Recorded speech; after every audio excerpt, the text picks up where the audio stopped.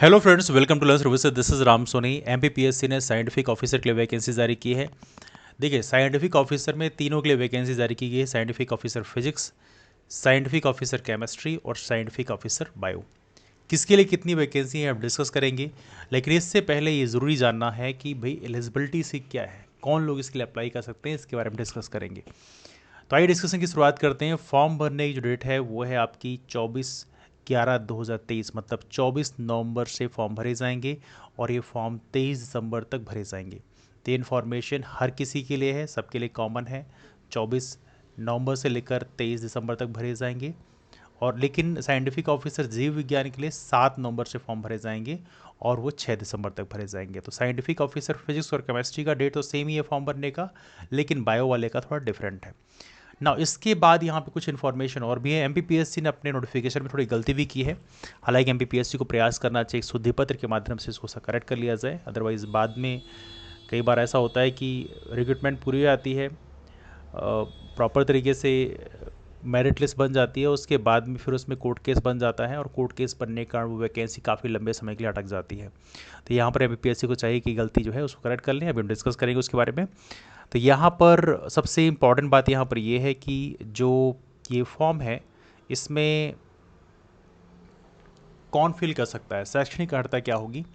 तो आप देखेंगे एजुकेशनल क्वालिफिकेशन लिखा हुआ है भौतिक शास्त्र या न्यायालयिक विज्ञान में, मतलब न्यायालयिक भौतिक शास्त्र या न्यायालयिक प्रक्षेपिकी में विशेषज्ञता के साथ द्वितीय श्रेणी में एमएससी उपाधि होनी चाहिए तथा बीएससी में भौतिक शास्त्र की एवं रसायन शास्त्र विषय होना चाहिए।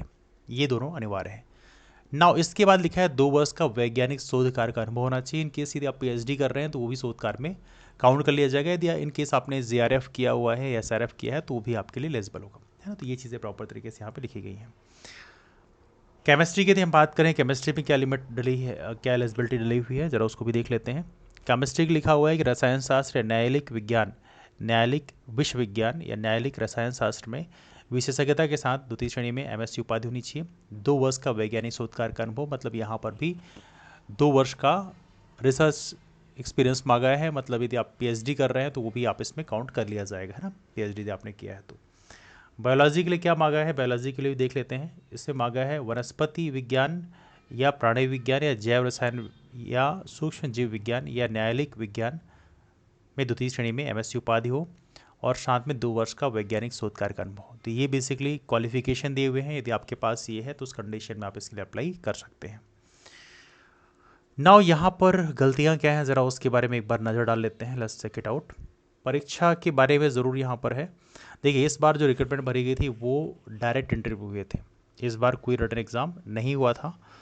तो हो सकता है आने वाले कल में भी सीधे डायरेक्ट इंटरव्यूज़ हों, वो तो डिपेंड करते हैं एमपीपीएससी क्या करती है, उसके बारे में डिस्कस करेंगे। लेकिन उससे पहले नंबर ऑफ़ वैकेंसीज़ के बारे में एक बार चर्चा कर लेते हैं। और यहीं पर एमपीपीएससी ने एक बहुत बड़ा ब्लंडर किया हुआ है, बहुत बड़ी गलती की है।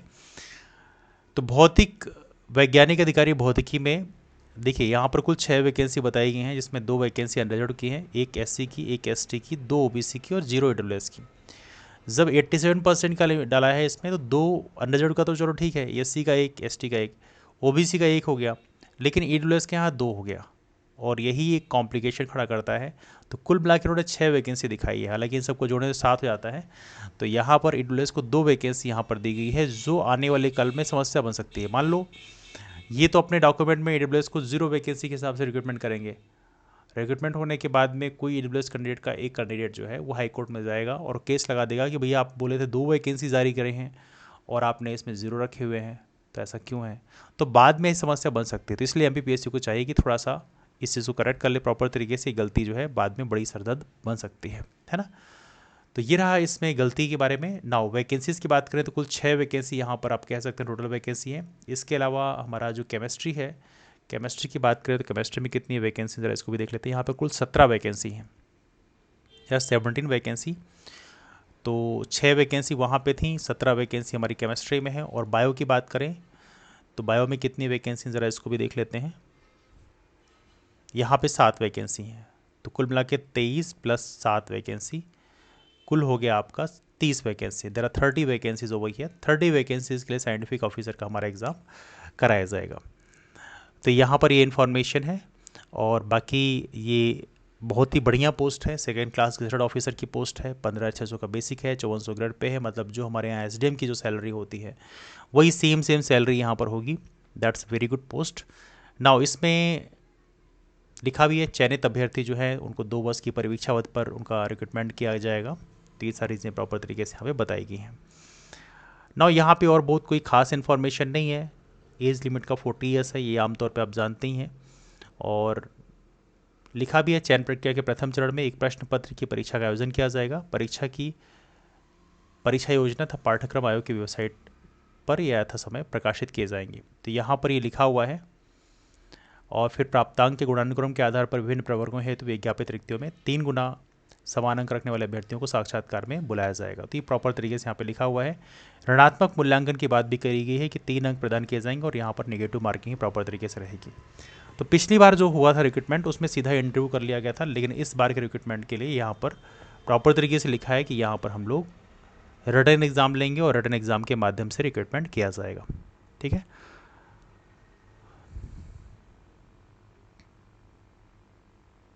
नाउ यहाँ पर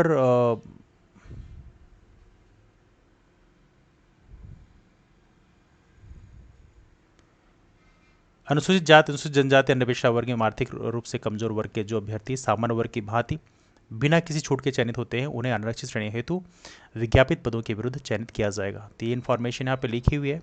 यदि आप SC/ST OBC के हैं और अनरिजर्व में फाइट करते हैं तो आपको अनरिजर्व सीट ही दिया जाएगा। तो ये इन्फॉर्मेशन MPSC ने दिया हुआ है, जो कि पहले रोस्टर माले के चलते काफ़ी विवाद हुआ था और बाद में मामला हाई कोर्ट में भी गया था, है ना।